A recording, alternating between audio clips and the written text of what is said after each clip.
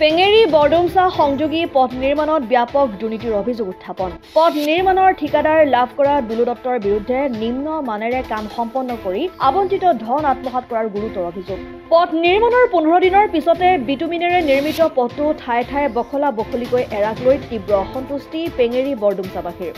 কণা হাঁহক পতান দিয়া সাদৃশ্যৰে পথটো নিম্ন মানদণ্ডৰে সম্পন্ন কৰি উধাও হোৱা দালাল ঠিকাদাৰ দুলু দত্তৰ সৈতে একাংশ বিষয়া কৰ্মচাৰী ইঞ্জিনিয়াৰৰ গোপন বুজাবুজি আছে বুলি সন্দেহ কৰিছে স্থানীয় লোকে।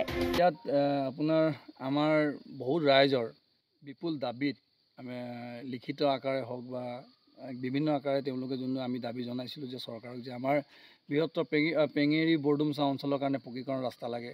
সেইমতে নিৰ্মাণৰ কাৰণে কিছু ফাণ্ড আহিলে। এই ফাণ্ড দেখিলোঁ এই কাম কিছুমান কৰিছে আমাৰ দুলু দত্ত নামৰ এজন প্ৰভাৱশালী ঠিকাদাৰে এই কাম কৰিছে। তেওঁ কণা হাঁহক পতান দিয়া নিচিনা কিছুমান কাম কৰিছে আপোনালোকে দেখিবলৈ পাইছে।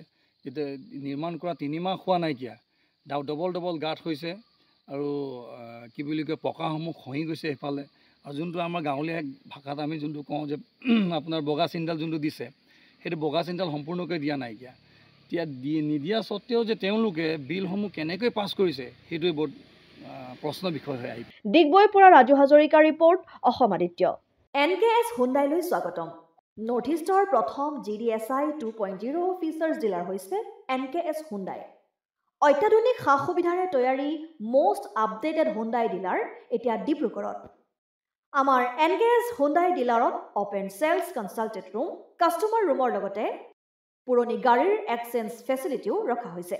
ইয়াত চেলছৰ লগতে ছাৰ্ভিচ ছেক্টৰৰ সুন্দৰ সুবিধা আছে। প্ৰয়োজনীয় সকলো এডভান্স টুলছ, হুইল বেলেন্সিং, এলাইনমেণ্টৰ অত্যাধুনিক machine, post hydraulic lift, fully ট্ৰেইনমেণ্ট পাৱাৰৰ লগতে nitrogen gas filling facility, fully automatic car washer ফেচিলিটিও আছে।